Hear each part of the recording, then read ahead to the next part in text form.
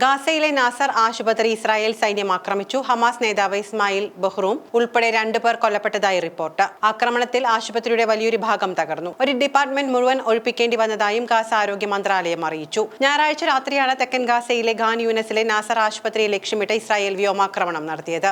ആക്രമണത്തിൽ കൊല്ലപ്പെട്ട ഹമാസ് നേതാവ് ഇസ്മായിൽ ബർഹൂം നേരത്തെ നടന്ന ഇസ്രായേലി ആക്രമണത്തിൽ പരിക്കേറ്റ ആശുപത്രിയിൽ ചികിത്സയിലായിരുന്നു. ഗാസയിലെ അൽ മവാസിയിലെ ഒരു ടെന്റിൽ ഇസ്രായേൽ സൈന്യം ബോംബിട്ട് ഹമാസിന്റെ പൊളിറ്റിക്കൽ ബ്യൂറോയിലെ രണ്ടാമത്തെ അംഗമായ സാലഹ് അൽ ബദർദാവിലിനെ കൊല്ലപ്പെടുത്തിയതിന് മണിക്കൂറുകൾക്ക് ശേഷമാണ് ഇസ്മായിൽ ബർഹൂം കൊല്ലപ്പെടുന്നത്. അതേസമയം ഗാസയിലെ കൂടുതൽ സ്ഥലങ്ങൾ പിടിച്ചടക്കാൻ ഇസ്രായേൽ പ്രതിരോധ മന്ത്രിയുടെ ഉത്തരവ്. തടവിലാക്കപ്പെട്ട ബന്ദികളെ മോചിപ്പിച്ചില്ല എങ്കിൽ ഗാസയിൽ കൂടുതൽ സ്ഥലങ്ങൾ പിടിച്ചെടുക്കുമെന്ന് പ്രതിരോധ മന്ത്രി ഇസ്രായേൽ കാറ്റ്സ് പറഞ്ഞു.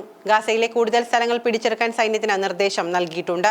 ഹമാസ് എത്രത്തോളം ഇസ്രായേലികളെ ബന്ദികളാക്കുന്നുവോ അത്രത്തോളം കൂടുതൽ അവർക്ക് പ്രദേശങ്ങൾ നഷ്ടമാകും. ഇസ്രായേൽ ഈ പ്രദേശങ്ങളെല്ലാം കീഴടക്കും. ഇസ്രായേലികളെയും സൈന്യത്തെയും സംരക്ഷിക്കുന്നതിനായി ഗാസയ്ക്ക് ചുറ്റുമുള്ള ബഫർ സോണുകൾ വികസിപ്പിക്കുമെന്നും ഇസ്രായേൽ കാറ്റ്സ് പറഞ്ഞു. വെടിനിർത്തൽ കരാർ ലംഘിച്ച് ചൊവ്വാഴ്ച മുതലാണ് ഗാസയിൽ ഇസ്രായേൽ ആക്രമണം ആരംഭിച്ചത്. ഇതുവരെ 600-ലധികം പേർ ഗാസയിൽ കൊല്ലപ്പെട്ടു. കഴിഞ്ഞ 48 മണിക്കൂറിൽ മാത്രം 130 പേരാണ് കൊല്ലപ്പെട്ടത്. ഹമാസ് പരാജയം സമ്മതിക്കുന്നതുവരെ ആക്രമണം തുടരുമെന്നും ഗാസയുടെ കൂടുതൽ പ്രദേശങ്ങൾ പിടിച്ചെടുക്കുമെന്നും ഇസ്രായേൽ പ്രധാനമന്ത്രി ബെഞ്ചമിൻ നെതന്യാഹു പറഞ്ഞിരുന്നു. ഗാസയിൽ കൊല്ലപ്പെട്ടവരിൽ ഏറെയും സ്ത്രീകളും കുട്ടികളുമാണ്. അതേസമയം ഗാസ മുനമ്പിൽ നിന്ന് പലസ്തീനികളെ ബലമായി കുടിയിറക്കുന്നതിനായി ഒരു സർക്കാർ ഏജൻസി രൂപീകരിക്കാനുള്ള ഇസ്രായേലിന്റെ തീരുമാനത്തെ ജോർദാൻ വിദേശകാര്യ മന്ത്രാലയം ശക്തമായി അപലപിച്ചു. അധിനിവേശ വെസ്റ്റ് ബാങ്കിലെ 13 പുതിയ അനധികൃത വാസസ്ഥലങ്ങൾക്ക് അംഗീകാരം നൽകാൻ ഇസ്രായേലി സുരക്ഷാ മന്ത്രിസഭ തീരുമാനിച്ച സാഹചര്യത്തിലാണ് ഈ നീക്കം എന്ന് മന്ത്രാലയം പ്രസ്താവനയിൽ പറഞ്ഞു. തെക്കൻ ഗാസയിലെ റഫയിൽ ആക്രമണം നടക്കുകയാണ് എന്നും സൈന്യം ബെയ്ത്ത് ലാഹിയ പട്ടണത്തിന്റെ വടക്ക് വശത്തേക്ക് നീങ്ങുകയാണെന്നും ഇസ്രായേൽ സൈന്യം അറിയിച്ചു. ഇതുവരെ